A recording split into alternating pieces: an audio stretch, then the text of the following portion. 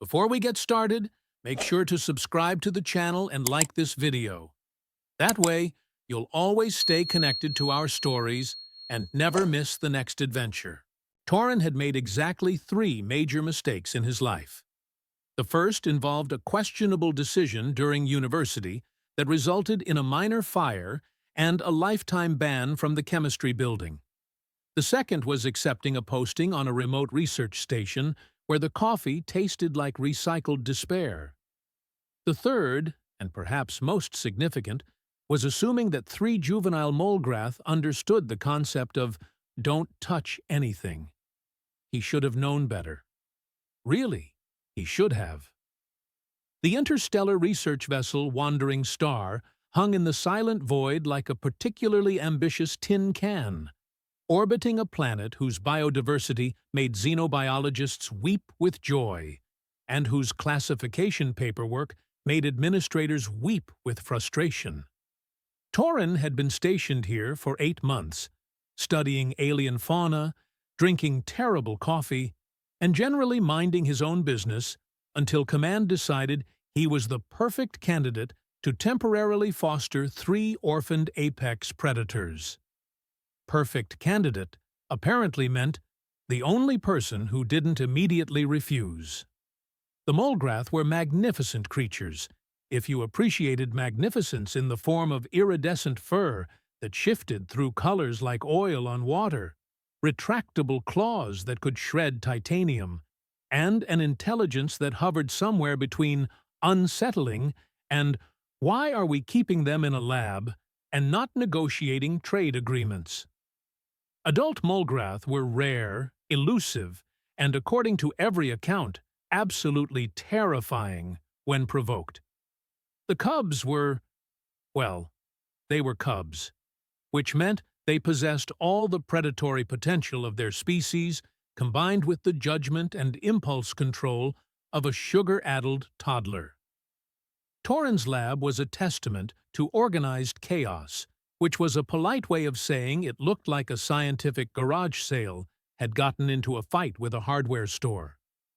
Workbenches lined the walls, covered in devices that beeped, hummed, or occasionally sparked in ways that probably violated several safety regulations. Sealed containers marked with warning symbols sat on shelves, next to data tablets, specimen jars, and one particularly stubborn coffee mug that had achieved sentience through sheer neglect. In the center of this controlled disaster zone sat 3 Molgrath cubs, currently arranged in what they probably thought was an innocent formation. Probably. Pip, the largest of the 3, had fur that rippled with shades of amber and gold. He was staring at Torrin with eyes that were far too wide and far too guileless to be trusted. Dax, whose iridescent coat shifted through purples and blues, was attempting to look casual while clearly plotting something. Whistle, the smallest and quietest, had tucked himself behind his siblings with an expression that suggested he'd already identified 6 interesting things to investigate and was simply waiting for the opportunity. "All right, listen up," Torrin said, crouching down to eye level with the cubs. This was his first mistake of the day, but certainly not his last. "I have to go to a briefing. It's mandatory, which means if I don't attend, Commander Amara will have me cleaning waste recyclers for a month. Again." 3 pairs of eyes blinked at him with synchronized innocence. "I'll be gone for 20 minutes, maybe 30 if someone asks a stupid question, which someone always does. While I'm gone, you 3 are going to sit here quietly and not cause any problems." Pip's tail twitched. This was never a good sign. "I'm serious," Torrin continued, standing up and gesturing broadly at the lab around them. "Don't touch anything. Not the glowing things." He pointed at a bioluminescent sample container. "Not the beeping things." A gesture toward the monitoring equipment. "And definitely not the things that look fun." His finger landed on a locked drawer that absolutely, positively should remain locked. The cubs nodded solemnly. Their expressions radiated pure, crystalline innocence. I mean it. Nothing. Zero touching. Your paws stay on the floor. Your thoughts stay in your heads. And when I come back, I want to find this lab exactly as I'm leaving it. Torin grabbed his datapad and headed for the door, then paused. Some instinct, perhaps the same one that had saved him from the chemistry building fire, made him turn around. I'm not kidding. Don't touch anything. More nodding, more innocence. If innocence could be weaponized, these three could level a city. Torin left, and the door hissed shut behind him with a finality that would later seem almost prophetic. For approximately 8 seconds, the cubs sat in perfect stillness. They were very good at sitting still. It was one of their species' hunting adaptations, the ability to remain absolutely motionless before exploding into action. Of course, that adaptation had evolved for stalking prey across alien planes, not for maintaining discipline in a xenobiology lab, but evolution works with what it's got. On the 9th second, Pip's ear twitched. On the 10th second, Dax's tail swished. On the 11th second, Whistle stood up. So, Pip said, in the broken universal standard the cubs had picked up during their time on the station, humans said, don't touch. Yes, Dax agreed, also standing. Her eyes had already locked onto a storage container that was definitely, absolutely, without question, supposed to remain sealed. Human, very clear. No touching. Whistle padded silently toward a workbench, his small paws making no sound on the laboratory floor. Human said don't touch anything. Right, Pip confirmed. There was a pause, pregnant with possibility and poor decision-making. But, Whistle continued, his voice thoughtful, human didn't say, don't look at things. This was technically true. It was the kind of technical truth that lawyers might appreciate, and parents everywhere would recognize as a dire warning sign. And, Dax added, approaching the sealed container with the focus of a predator who'd spotted particularly interesting prey. Human didn't say don't think about things. Human also didn't say don't investigate scientifically, Pip offered, which was a remarkable piece of rationalization for a creature who'd been on the station for less than 3 months. In the cubs' defense, and there was very little defense to be made, but let's try anyway, they didn't intend to cause problems. They were simply curious. Their species had evolved as apex predators on a world where curiosity meant survival, where investigating the unknown was the difference between eating and being eaten. You couldn't really blame them for applying those same instincts to their environment, even if their current environment was a laboratory full of expensive and occasionally dangerous equipment. Well, you could blame them. People definitely would. But you could understand where they were coming from. Pip approached a sealed container marked with no fewer than 18 warning symbols in multiple languages and symbolic systems. The symbols essentially translated to, seriously, don't even think about opening this, but the cubs had never learned to read warning labels. In their defense, warning labels hadn't been part of their education curriculum, mainly because no one had expected them to be unsupervised in a laboratory. This one glows, Pip observed, his nose nearly pressed against the transparent surface. Inside, something pulsed with a soft blue light that was genuinely quite pretty, if you ignored the fact that it was probably biohazardous. Dax had found a data tablet that Torin used for recording experimental observations. She pawed at it experimentally, and the screen lit up with charts and graphs that meant absolutely nothing to a juvenile molegrath, but looked fascinating nonetheless. Buttons, she announced, with the satisfaction of someone who'd discovered buried treasure. Whistle, true to his nature, had found the most interesting target of all, the locked drawer that Torin had specifically, explicitly mentioned. It was built into the base of the main workbench, secured with both a physical lock and an electronic seal that should have been completely cub-proof. Should have been. Whistle tilted his head, studying the drawer with the intensity of a safecracker casing a bank. His species had evolved retractable claws, excellent spatial reasoning, and an unfortunate talent for manipulating objects in ways that suggested they were about 3 evolutionary steps away from developing opposable thumbs and possibly their own space program. "This one," Whistle said quietly, "has interesting lock." This statement alone should have triggered alarm bells, emergency sirens, and possibly an immediate evacuation order. But the only beings present to hear it were 2 other cubs who thought "interesting lock" sounded like a challenge rather than a warning. Now, what happened next was technically an accident. This technicality would later be debated by Station Command, reviewed by insurance adjusters, and possibly studied by xenobiologists for years to come. But in the moment, from the cub's perspective, it was simply the natural consequence of applied curiosity. Pip, investigating the sealed container, accidentally triggered a release mechanism with his nose. In his defense, the mechanism was poorly designed and far too sensitive. The container's lid popped open with a soft hiss, releasing not the biohazardous material everyone feared, but a harmless scanning device that Torin had been testing.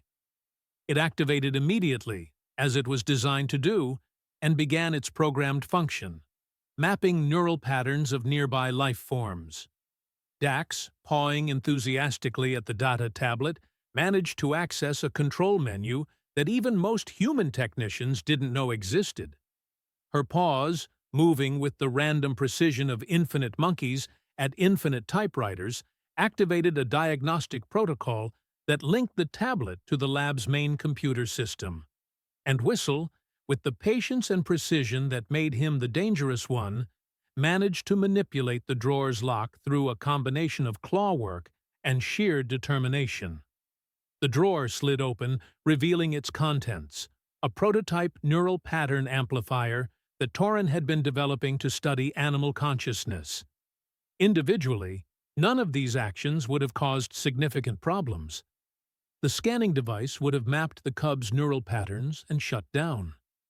The data tablet would have run its diagnostic and returned to standby. The neural amplifier would have sat in its drawer, inert and harmless. But the universe has a sense of humor, and that sense of humor tends toward the catastrophic.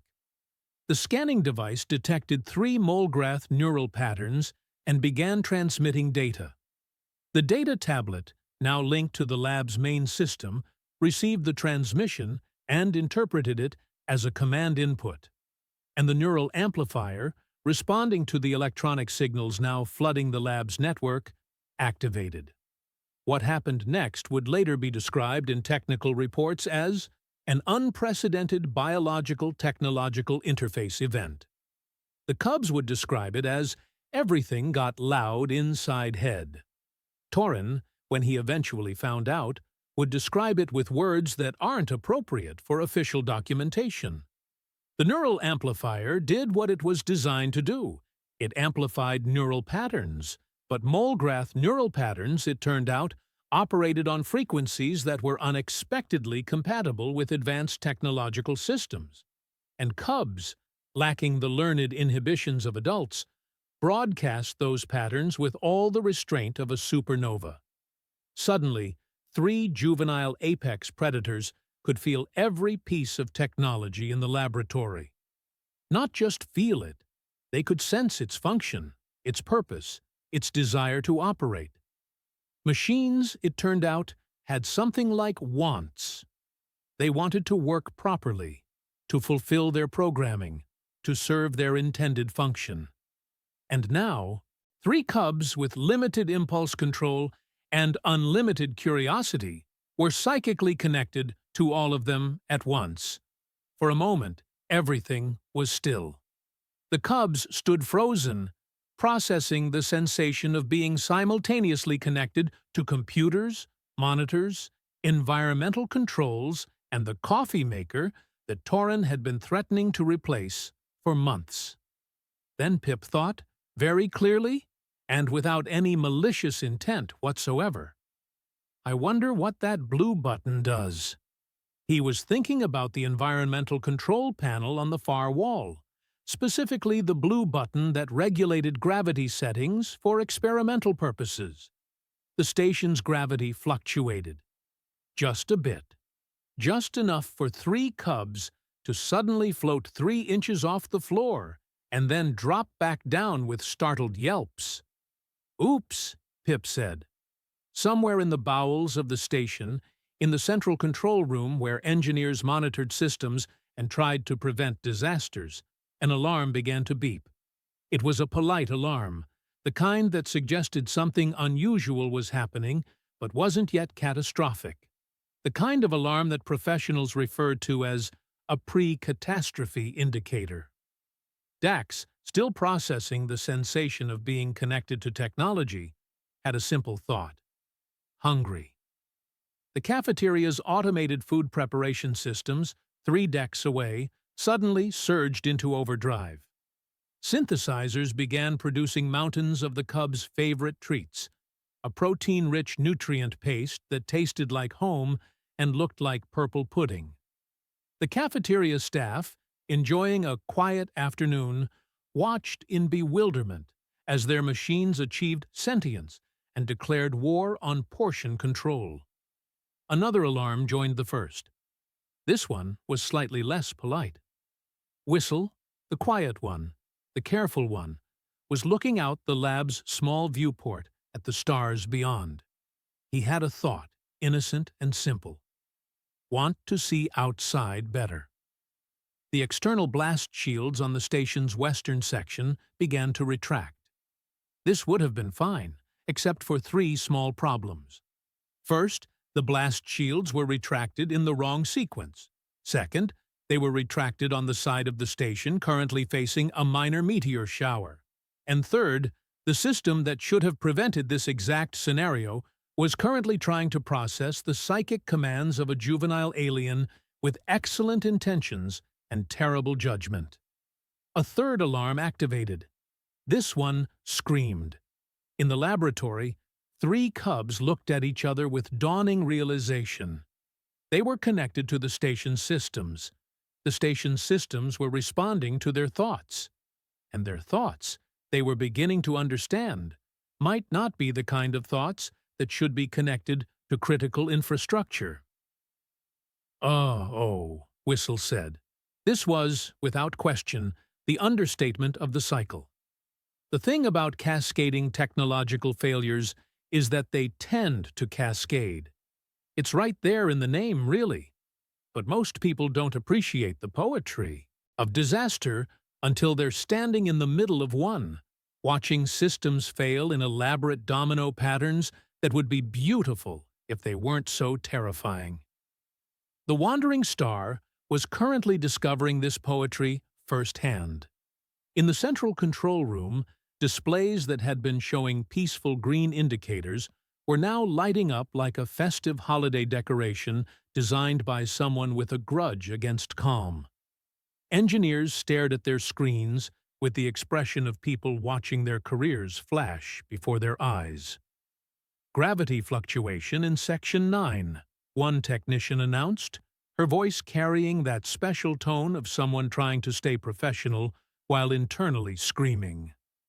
Cafeteria systems producing at 300% capacity, another added. They're requesting emergency storage. Why are the Western blast shields retracting? A third demanded, not really expecting an answer, and definitely not getting one that would make sense. Commander Amara stood in the center of the chaos like a lighthouse in a storm. If lighthouses were 5.5 feet tall, built like someone who won arguments through sheer force of presence, and currently radiating an aura of impending consequences. She'd been reviewing quarterly supply reports when the alarms started, which meant she'd been bored. This was worse than bored.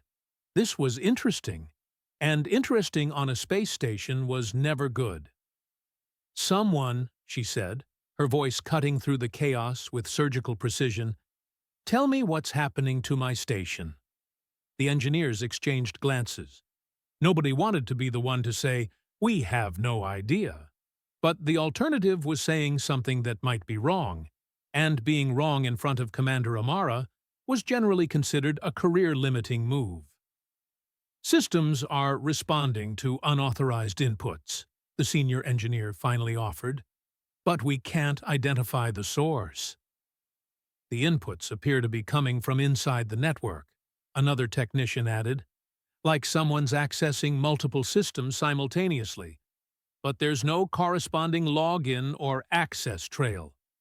Commander Amara's expression suggested she was mentally composing a very detailed report that would make someone very unhappy. "Run a diagnostic, find the source, and someone explain to me why our blast shields are having an identity crisis during a meteor shower." In the briefing room, Torin was experiencing what psychologists call growing dread, and what normal people call that sinking feeling when you know you've messed up but aren't sure how yet. The station alarms were audible even through the soundproofing, which meant something had gone catastrophically wrong. The briefing officer, a methodical Antarian named Groundwater, who looked like someone had crossed a crane with a particularly judgmental accountant, had paused mid-sentence. "That's the third alarm level," Groundwater observed, his feathered crest rising in what might have been concern or might have sardonic amusement. "Hard to tell with Antarians. Unusual for a quiet cycle." Torin's datapad buzzed, then buzzed again, then began buzzing continuously in a way that suggested the universe was trying to tell him something urgent and probably expensive. He glanced at the screen. Emergency alerts were flooding in from his laboratory's monitoring systems. Environmental sensors were detecting unusual energy readings. Motion detectors were registering activity that made no sense. And the automated security system, which should have been dormant, was politely suggesting that perhaps someone should check on the xenobiology lab because something unprecedented was occurring. "Oh no," Torin said quietly. "Oh no," Groundwater repeated, tilting his head in that bird-like way that made him look wise and slightly predatory at the same time. "That's not encouraging." Torin was already moving, pulling up more detailed readouts on his pad. The neural amplifier's power signature was active. Active when it should have been safely locked away. Active and broadcasting on frequencies that were interfacing with the station's network in ways that shouldn't be possible. "Oh no," Torin repeated, with more conviction this time. The Cubs had definitely touched something, multiple somethings, possibly all the somethings. He ran. Running on a space station is frowned upon. It causes unnecessary alarm, wastes oxygen through heavy breathing, and suggests that something is wrong in a way that makes other people nervous. But Torin ran anyway, his boots clanging against metal floors as he sprinted through corridors that suddenly seemed much longer than he remembered. Behind him, Groundwater followed with the unhurried pace of someone who'd seen disasters before and knew that rushing only meant you'd arrive at the problem slightly more out of breath. "Should I alert Station Command?" he called after Torin. "They probably already know," Torin shouted back, rounding a corner hard enough to bounce off the wall. "If they don't, telling them won't help." "That's also not encouraging." Back in the laboratory, the Cubs were learning an important lesson about power and responsibility. Specifically, they were learning that having power was exciting right up until you realized you couldn't turn it off, and everything you thought was affecting everything around you in increasingly chaotic ways. Pip was trying very hard not to think about anything, which was remarkably difficult when you were a juvenile predator, whose brain was designed for constant environmental assessment. Every thought seemed to trigger something. He'd wonder if the lights were too bright. They'd dim. He'd notice a sound was annoying. It would stop. he'd feel slightly warm. The temperature would drop 3 degrees. "Stop thinking!" Dax hissed at him, which was hypocritical because her own thoughts were causing the laboratory's storage containers to rearrange themselves in what the organizational system probably thought was alphabetical order but was actually just chaos. "Can't stop thinking," Pip protested. "Thinking is what brains do." Whistle had gone very still, which was his strategy for most problems. If he didn't move and didn't think too loudly, maybe nothing else would break. This was working moderately well, except for the part where his efforts to stay calm were causing the lab's meditation audio system, which Torin used for focus exercises, to play soothing ocean sounds at increasing volume. The laboratory door hissed open. Torin burst through like a missile with anxiety issues, his eyes immediately locking onto the open drawer, the active neural amplifier, and 3 cubs who looked deeply sorry, but also somewhat pleased with themselves in that way that suggested they'd learned something interesting, even if it had consequences. "You didn't just touch something," Torin said, his voice impressively level considering the circumstances. "You touched everything." "Human," Pip began, his ears flattening apologetically. "We can explain." "You said don't touch anything," Torin continued, moving toward the neural amplifier. "That was clear instruction, simple instruction. Don't touch anything." "We didn't touch," Dax protested. "We just thought near things." Torin paused mid-reach toward the amplifier, his hand hovering over the deactivation control. His expression suggested he was processing this statement and finding it both technically accurate and deeply unhelpful. "You thought near things." "Very near things," Whistle added quietly. "And now, you're psychically connected to my laboratory equipment." 3 nods. "And possibly the entire station's systems." Slower nods. Torin took a breath that suggested he was mentally counting to numbers that hadn't been invented yet. His hand moved toward the amplifier's shutdown control, then stopped. The device's display was showing readings that made his xenobiologist brain override his immediate desire to stop the chaos. The neural patterns weren't just being amplified, they were being integrated. The cub's consciousness was intertwined with the technology in ways that shouldn't be possible, creating feedback loops that were sustaining themselves. "Oh," Torin said softly. "Oh, that's not good." "Not good?" Pip asked hopefully. "Or not good, not good?" Torin stared at the neural amplifier's display with the expression of someone doing mental mathematics and deeply disliking the sum. His finger hovered over the shutdown control like a pianist hesitating before a particularly difficult chord. Except this chord might explode or cause permanent neurological damage to 3 juvenile aliens he'd grown unfortunately fond of. "Not good, not good," he finally answered.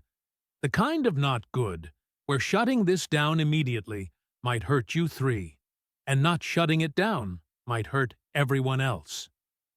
The cubs exchanged glances. Their iridescent fur rippled with colors that Torin had learned to recognize as distress, muddy browns and grays replacing their usual vibrant hues. "We didn't mean to," Whistle said quietly, which was possibly the most universal statement ever uttered by creatures who'd caused problems. "Nobody ever means to," Torin muttered, pulling up diagnostic screens on his datapad. Yet somehow problems still happen with alarming regularity. The laboratory door hissed open again. Commander Amara entered with the purposeful stride of someone who'd walked through many disasters and was professionally unimpressed by new ones. Behind her, Groundwater ducked through the doorway, his feathered crest tilted in an expression that might have been curiosity, or might have been the Antarian equivalent of "I told you so." "Torin," Commander Amara said, her voice carrying the dangerous calm of someone being very patient before they stopped being patient at all. Tell me why my station is experiencing spontaneous technological rebellion. Would you believe equipment malfunction? Torin tried. No. Solar interference? No. Aggressive cosmic rays? Torin. He gestured helplessly at the cubs, who were trying to look as small and innocent as possible. This was difficult when you were apex predators, roughly the size of large dogs, but they were making a solid attempt. They touched the neural amplifier. Commander Amara's gaze shifted to the cubs. To their credit, they didn't flinch, though Pip's tail tucked slightly. You told them not to touch anything. I did, and they touched things anyway. They thought near things, Torin corrected, then realized that didn't actually help his case. Which, technically, created a psychic interface with station technology that's now self-sustaining and impossible to safely shut down without potentially causing neurological trauma or catastrophic systems failure. There was a pause. Commander Amara's expression suggested she was mentally reviewing her life choices, particularly the choice to accept command of a station that employed Torin. Explain, she said finally, using words that don't make me regret my career. Groundwater stepped forward, his tablet already displaying diagnostic data he'd apparently been reviewing during the walk-over. Antarians were efficient like that. The neural amplifier created a connection between the cub's neural patterns and the station's technological systems. However, the connection isn't functioning as designed. Because I designed it for studying animal consciousness, not creating cyborg predator cubs, Torin interjected. Yes, that was poor planning, Groundwater agreed with brutal Antarian honesty. But the unexpected result reveals something interesting. Mulgrath neural patterns operate on quantum-adjacent frequencies that naturally interface with advanced technology. Commander Amara raised an eyebrow. Naturally? Adult Mulgrath have learned to suppress this ability. It's considered socially inappropriate in their culture, like humans discussing salary at formal dinners. Groundwater gestured at the cubs with one wing-like arm. Cubs haven't developed those inhibitions yet. The amplifier simply removed their natural limiters. Pip raised a paw tentatively. We're not broken. You're not broken, Groundwater confirmed. You're just experiencing a biological capability without the cultural training to control it. Like human children with indoor voices. So we're dealing with 3 telepathic supercomputers who haven't learned not to shout, Torin summarized. That's reductive, but essentially accurate. Commander Amara pinched the bridge of her nose. Can we shut it down? Not safely, Torin admitted. The feedback loop is sustaining itself. If I force a shutdown, the neural backlash could damage their developing brains, or cause every system on the station to crash simultaneously. Possibly both. And if we don't shut it down? They keep accidentally thinking the station into chaos until something critical fails in a way we can't recover from. Outside the laboratory, an alarm chimed cheerfully. The lights in the corridor flickered, dimmed, then brightened to slightly uncomfortable levels. Somewhere distant, someone shouted something about the recycling system reversing flow. That was me, Dax said miserably. I was thinking about the lights, and also about recycling. I'm sorry. Commander Amara looked at the 3 cubs, at Torin's desperate expression, at Groundwater's analytical calm, and seemed to reach a decision that involved significant internal resignation. What's the solution? We teach them control, Torin said. If they can't suppress the connection, they need to learn to manage it. Think of it like teaching someone to whisper instead of forcing them to be silent. How long will that take? I have no idea.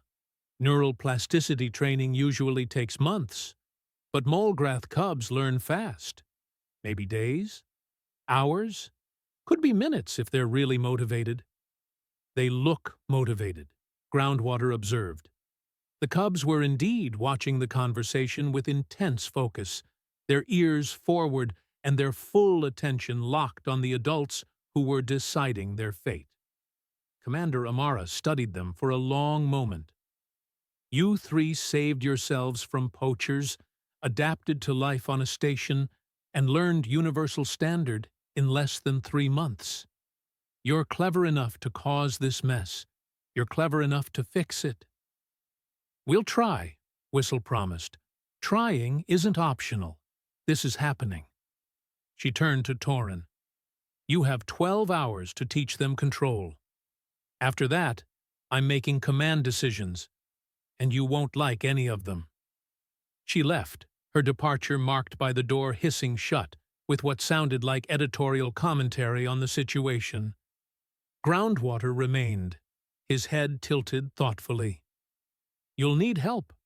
Training young beings to control innate abilities requires multiple approaches. You're offering to help? Torin asked, surprised. I find the situation scientifically interesting. Also, if they accidentally vent the station's atmosphere while learning, I'd prefer to be present to prevent it. Groundwater tapped his tablet. First approach, meditation and focus exercises. Cubs, can you sit still? They could, in fact, sit still. What they couldn't do was sit still while not thinking about anything, which became apparent within 30 seconds, when Pip's attempt at clearing his mind caused the laboratory's analysis computer to reboot unexpectedly. This is going to be difficult, Groundwater observed. You think? Torin said. They tried meditation. The cubs tried very hard to empty their minds, to focus on nothing, to achieve the kind of Zen calm that might prevent them from accidentally thinking the station into oblivion. Whistle made it nearly 2 minutes before wondering if his siblings were doing it right, which caused all their neural monitors to cross-link and display each other's vital signs in a way that was medically fascinating and practically useless. They tried isolation exercises, each cub in a different corner, attempting to manage their connection individually. Dax made it 15 seconds before feeling lonely, which somehow caused the intercom system to broadcast comfort messages from the station's automated guidance system. You are valued, the intercom announced cheerfully to the entire station. Your contributions matter. Please remember to hydrate. Torin put his head in his hands. They tried physical exercise, operating on the theory that tired cubs would think less actively. This resulted in 3 exhausted cubs who were thinking sluggishly about being tired, which caused the environmental systems to increase oxygen levels, decrease temperature, and dim the lights to nap time settings across an entire deck. New approach, Groundwater said, after the 15th attempt resulted in the cafeteria synthesizers producing warm milk. Stop fighting the connection. Work with it. Explain, Torin said, looking up from where he'd been contemplating his life choices. They're treating technology as something to control, but technology wants to function properly. It has programming, purpose, patterns. Groundwater crouched down to the cub's level. Stop pushing thoughts at the machines. Listen to them instead. Whistle tilted his head, his small ears swiveling forward with sudden interest. Listen to machines? Everything has a rhythm, Groundwater explained, his feathered crest rising in what might have been enthusiasm. Antarians got excited about patterns the way humans got excited about cake. Computers process in cycles. Life support systems breathe. Power grids pulse. You're not forcing them to do things. You're shouting over their natural rhythms. Try listening instead. It was such a simple concept that Torin immediately felt stupid for not thinking of it himself. The cubs weren't malfunctioning. The technology wasn't broken. They were just having a very loud conversation, where nobody was listening to anyone else. Pip approached a diagnostic monitor cautiously, like he was stalking prey that might bolt. But instead of thinking at it, he just observed, watched the data scroll past, felt the hum of its processors through his connection. "It wants to show information," Pip said slowly, his voice carrying wonder. "That's what it does. That's what it likes doing." "Exactly," Groundwater encouraged. "It has a purpose. Work with that purpose instead of against it." Dax moved to the environmental controls, the same panel that had started this whole mess. She closed her eyes, an unnecessary gesture for psychic connection, but apparently it helped her concentrate. "The temperature system. It's trying to keep balance, keep everyone comfortable. We were making it confused."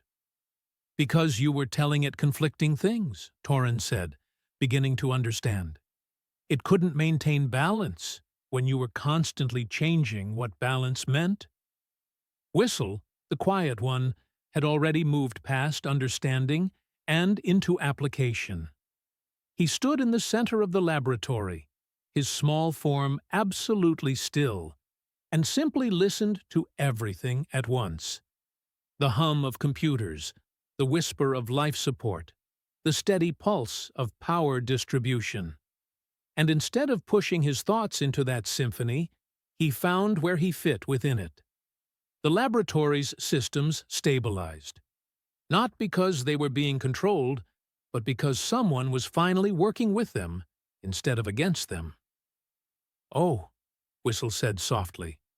"Oh, this is better." Over the next hour, the cubs practiced their newfound understanding. Pip learned to adjust lights by matching the environmental system's rhythm rather than demanding changes. Dax discovered she could request food synthesis by working with the cafeteria's programming instead of overwhelming it. Whistle, naturally talented, began coordinating multiple systems at once, creating harmony instead of chaos. The station's alarms gradually quieted.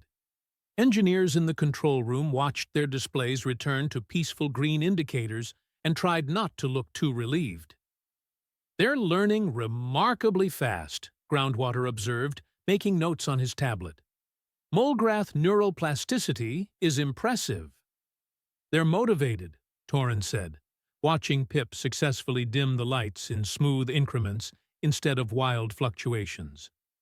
"Nothing teaches faster than consequences." Word spread through the station about what was happening. Crew members started appearing at the laboratory, curious about the cubs who'd accidentally achieved technological telepathy. A security officer named Wolfgang, built like someone who'd been designed for intimidation but had a secret fondness for small creatures, offered to teach discipline through military-style exercises. "Structure helps young minds," Wolfgang said in his gravelly voice, then proceeded to have the cubs practice system coordination through marching drills. It was absurd. It was ridiculous. It worked beautifully. Loom, a crystalline botanist whose species communicated through musical tones, taught patience by having the cubs help grow plants with thought-directed nutrient systems. "Growth cannot be rushed," Loom chimed, their translucent body refracting light in peaceful patterns. "Technology is the same. Gentle guidance, not force." Even Commander Amara grudgingly contributed, showing the cubs how station systems integrated, how one action affected others, how responsibility meant understanding consequences. "Power without control isn't strength," she told them. "It's just mess. And I have enough mess without adding more." The cubs absorbed it all with the intensity of young predators learning to hunt. Except instead of stalking prey, they were stalking competence. 6 hours into their 12-hour deadline, the feedback loop began naturally dissolving. The cubs weren't suppressing their abilities. They were learning to use them properly. The connection remained, but now it was a conversation instead of a shouting match.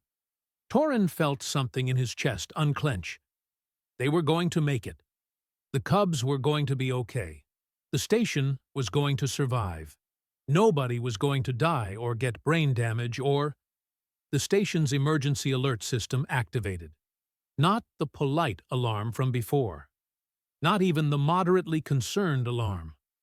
This was the alarm that meant everyone panic in an organized fashion because something catastrophic is imminent. Commander Amara's voice crackled over the intercom. All personnel, secure stations, solar flare incoming, magnitude 8. Impact in 90 seconds. Shield recalibration required immediately. Torin's data pad lit up with details that made his blood freeze. The solar flare was worse than predicted. Much worse. The station's shields needed precise recalibration to handle the radiation burst. And the shield system, damaged during the Cubs' earlier accidental activation of the defense grid, couldn't complete the calculations in time.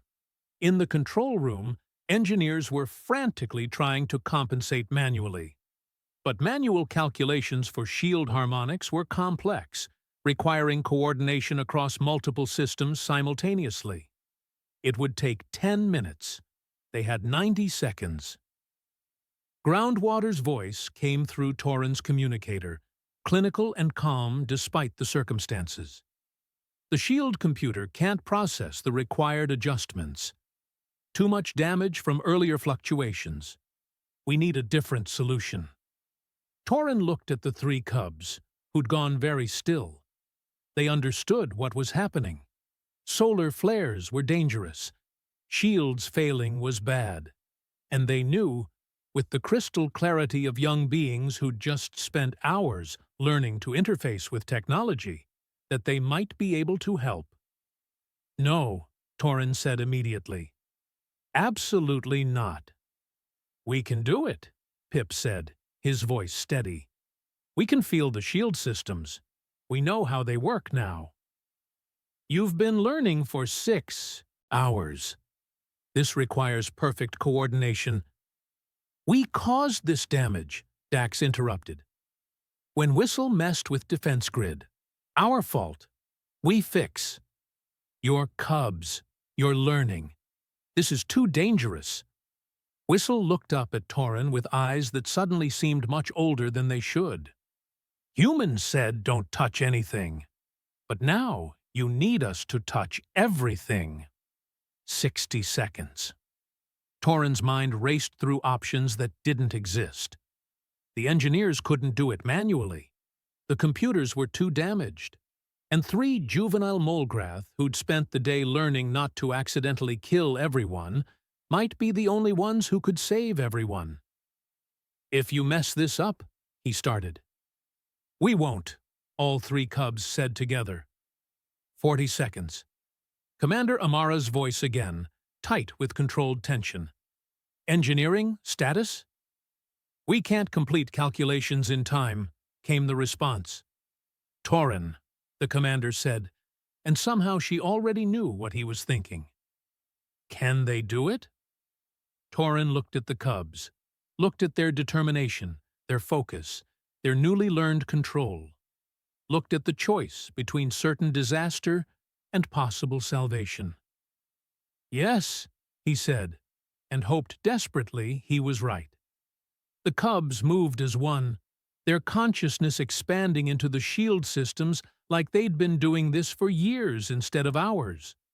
But this time, they weren't pushing or shouting or demanding. They were listening to what the shields needed, understanding the harmonics required to deflect the solar radiation, coordinating adjustments across dozens of systems simultaneously. Pip handled power distribution, feeling the flow of energy through the station's grid and directing it where the shields needed it most. Dax managed timing sequences, her natural sense of rhythm translating perfectly to system coordination. Whistle orchestrated the harmonics themselves, conducting technology like Loom had taught him to conduct plant growth, with patience, and gentle precision. 20 seconds. The shields began recalibrating.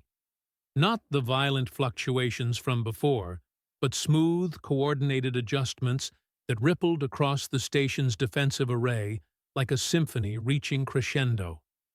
10 seconds. Shield harmonics approaching optimal, an engineer reported, his voice carrying disbelief. How?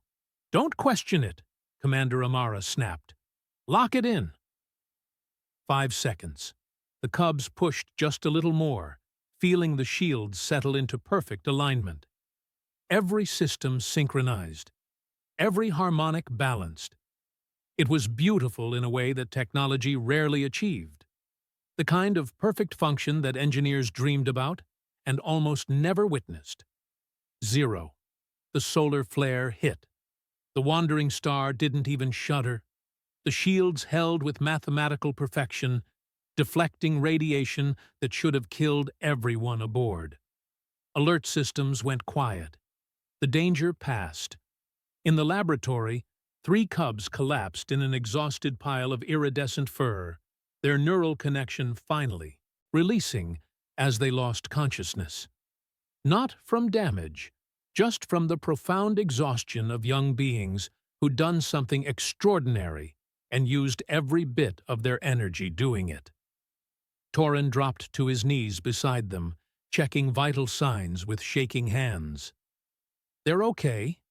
Just sleeping. They're okay. Commander Amara appeared in the doorway, her expression unreadable.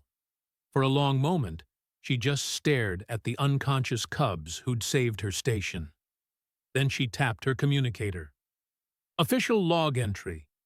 3 Molgrath Cubs successfully assisted with critical emergency, using unprecedented biological-technological interface capabilities. All personnel survived due to their intervention.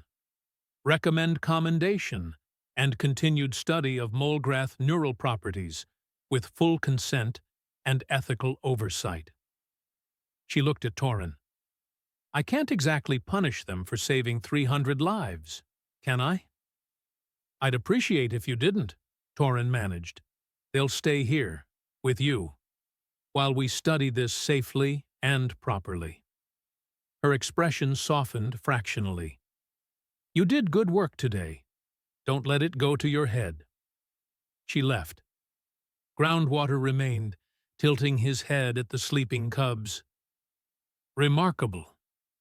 They learned in hours what should take years. They had good motivation, Torin said, gently arranging the Cubs into more comfortable positions. They immediately curled around each other, instinctively seeking warmth and comfort even in sleep. Hours later, when the Cubs finally woke, they found themselves in Torin's quarters instead of the laboratory. Softer, quieter, with snacks waiting, and a human who looked like he hadn't slept in a week watching over them. You saved everyone, Torin said simply. Does that mean we're not in trouble? Pip asked hopefully.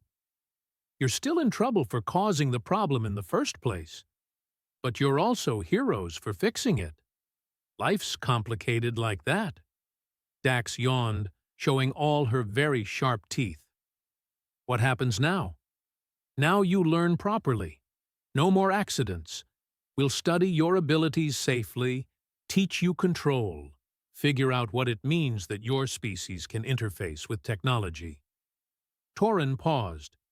And you'll go to what the commander is calling technology interaction training, which is basically kindergarten for psychic cyborgs.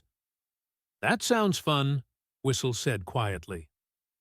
Several days later, Torin needed to leave the Cubs alone again, briefly, just to grab supplies from the adjacent storage room. Don't touch anything, he said, then paused. Actually, you know what? You can touch things now. You're trained. Just be responsible about it. The Cubs looked at each other after he left. Should we touch things? Pip asked. He said we could, Dax pointed out. But maybe we shouldn't, Whistle suggested. Just to be safe. They lasted almost 10 whole minutes before curiosity won, and they carefully, precisely, properly accessed the entertainment system to watch nature documentaries about apex predators. Progress, Torin thought when he returned to find them peacefully watching earth lions hunt across alien savannas. Definitely progress. The universe had a sense of humor, but sometimes, just sometimes, the joke had a happy ending.